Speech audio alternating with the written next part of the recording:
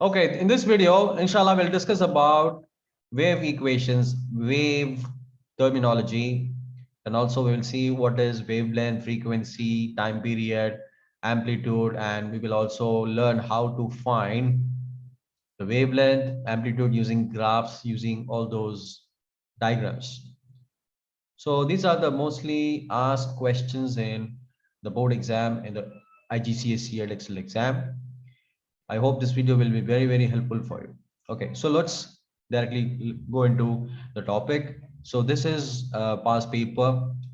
It is June 2014 question paper. This is the first question. So this question, it says, the diagram shows a part of a water wave. So this is a water wave. Also, basically you get this kind of diagram in an oscilloscope. The oscilloscope shows you the waves where you can easily find out, sort out the frequency, amplitude, time period, and uh, also the frequency as well.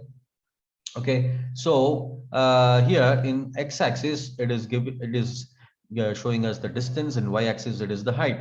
Okay, and there are parts of the wave which has been termed as A, B, C, D. Okay, so we have to find out, we have to sort out what is what is A, what is B, D, and C. So let's see the question. The first question says, which letter represents the wavelength? So here the answer is A. You know that wavelength is the distance between two consecutive or two successive crests. Okay, so say this is one crest, this is the another crest which is there on the another wave. So this is wave one, okay, and this is wave two. This is just half wave over here. So this is crest in the first wave, and this is the crest in the second wave. So distance between two consecutive crests is known as the wavelength. Wavelength. This is wavelength symbol. So here the answer obviously it is B. Okay, so the answer is B. Okay, right. What is the next question? Next question says, which letter represents the amplitude? Now it's time to find the amplitude here. So you know that amplitude is the maximum displacement of the wave from the position of rest. Okay, so from zero it is going over here. Okay, so this A is the amplitude. So the answer here is A. It's not B. Okay, please remember it is not B, because B, it is the wrong representation of wavelength. Answer is only A. Okay, right. So this is a basic question. Okay, so I'm just solving these two questions here. Okay, the rest inshallah we'll see in the other questions. Okay. Okay, here we have another set of question.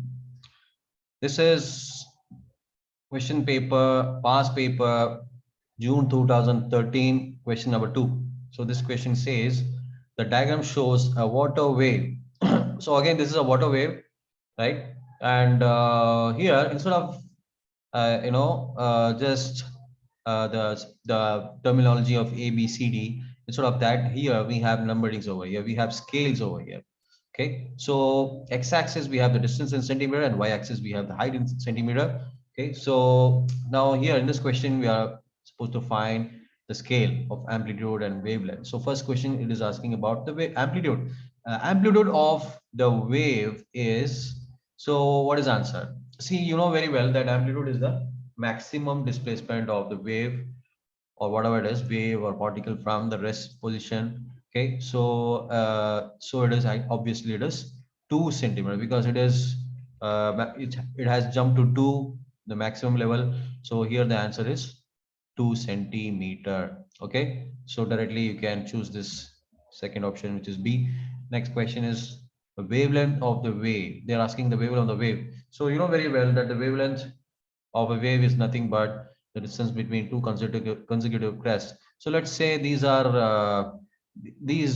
points are the trough, okay, which are there on the consecutive waves. So the length, the distance between this and this will give us the wavelength. Okay, so from 4 to 12, actually it is how much? It is 8 centimeter, right? So that is why the answer is C. Okay, so this is how we solve this type of question if it is asked based on the scales. Okay, right. So, okay, okay. So this is another type of question. This is June 2015 question paper, question number 6. So the question goes, the diagram represents a microwave traveling in free space from point A to point B. Okay, so here is the diagram of the wave. It has all the wavelength and frequency. The first division, it asks us, it is telling the distance is from A to B. It is 0.60 meters. Okay, and it says calculate the wavelength of this microwave. Okay, so you know very well. See, in order to find the wavelength, we have to see, totally how many waves are over here. Okay, so here the total scale of all these waves is 0.60 meters. Okay, so when we calculate this, when we find out how many waves are there, we came to know that there are 3.5 waves totally. Okay, see, this is one wave, this is another one, and this is another one. So 1, 2, 3, and this is uh, half wave. So totally it is 3.5 waves. So the wavelength, the total wavelength for these 3.5 waves, that is the distance actually, the distance is 0.60 meters, isn't it? So we have to find, the length, the distance of one wave to find out, mm, the wavelength of this microwave. Okay, because it is the distance between two consecutive points anywhere on the wave, can be crest, can be trough, or the starting point, whatever it is. Okay, so we have to do this question, do this problem this way. 3.5 waves equals 0.06 meters. Okay, then for one wave, how much? So we have to do it mathematically. We have to cross multiply these two values. Okay, so here we have 3.5 into x. X is what we're going to find. What is that is what is the wavelength for one wave. Okay, what is the distance of one wave? So 3.5 into x equals 0.60. That is, we have cross multiplied these two. Okay, then x equals 0.60 divided by 3.5. We have to rearrange. Then after dividing, after calculating, you get this answer 0.17 meters. Okay, so this 0.17 meters is the wavelength of one particular wave. Okay, clear? Right. Next question says state the equation linking wave speed, frequency, wavelength. So this is the formula. Wave speed equals frequency multiplied by wavelength.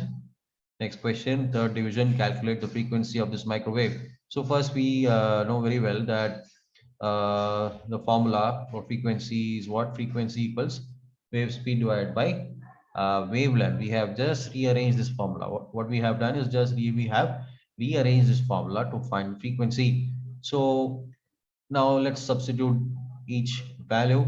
What is wave speed? Wave speed is nothing but 3.0. It is given over here, 3.08 into 10 to the power of 8.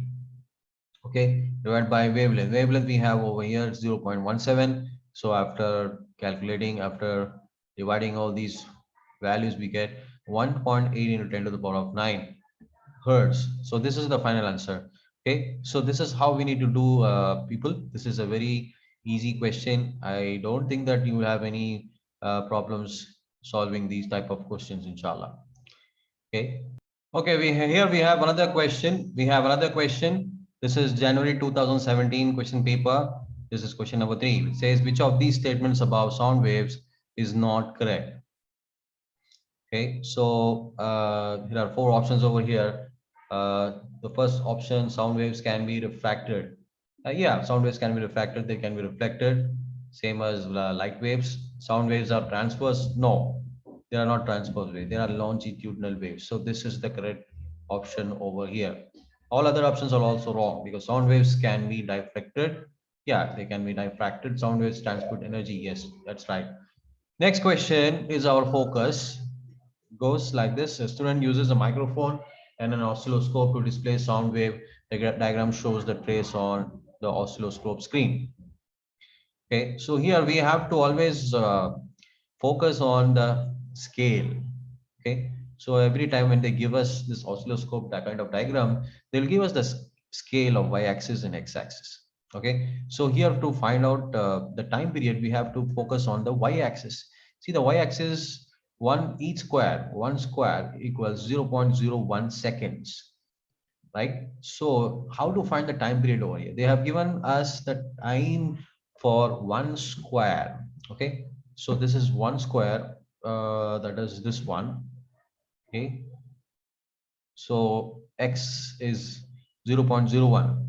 Okay, see, this is one wave, isn't it? This is one complete wave. So this one complete wave, it no, it takes over two of these boxes. So we have to add this 0.01 plus with this another 0.01, because this wave is taking two boxes, so two bases of the boxes. So we have to add, that is, we have to add these two. 0.01 plus 0.01 is 0.02 seconds. So what is this? This is the time period of the wave. Okay, 0.02 seconds. So we have to use this time period in the coming questions. Okay, let's jump into the question. Calculate the frequency of sound wave. So yeah, straight away we have to use this formula. F equals 1 by t, 1 divided by 0.2 seconds. Okay, so this is the time period, isn't it? So after calculation, we get the answer 50 hertz. This is the final answer. This is how we have to calculate the time period. Then we have to use that value of time period in frequency equation formula. Okay, so that said, this is a very frequently asked questions, so you have to practice more about it.